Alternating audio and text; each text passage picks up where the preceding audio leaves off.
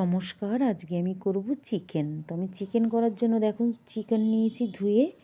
এইখানে আদা, রসুন, কাঁচা লঙ্কা একসঙ্গে পেস্ট, পেঁয়াজ পেস্ট, টমেটো, পেঁয়াজ কুচি। তো আমি কড়াইতে তেল দিয়ে দিয়েছি, দিয়ে দিলাম গোটা জিরে ফোড়ন।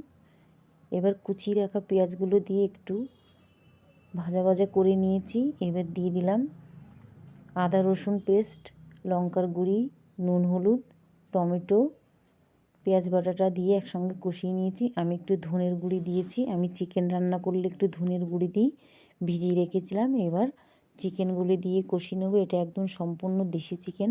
দেখো কষানো হয়ে গেছে। এবার আমি গরম জল করে রেখেছি, গরম জল দিয়ে দেব। আমি একটু আলু দেবো চিকেনে। আমি আলু ভেজে নিয়েছি চিকেনের। তো দেখো চিকেন হয়ে গেছে। আমি গরম মশলা ছড়িয়ে নামিয়ে নেব। ভিডিওটা ভালো লাগলে লাইক, কমেন্ট, শেয়ার।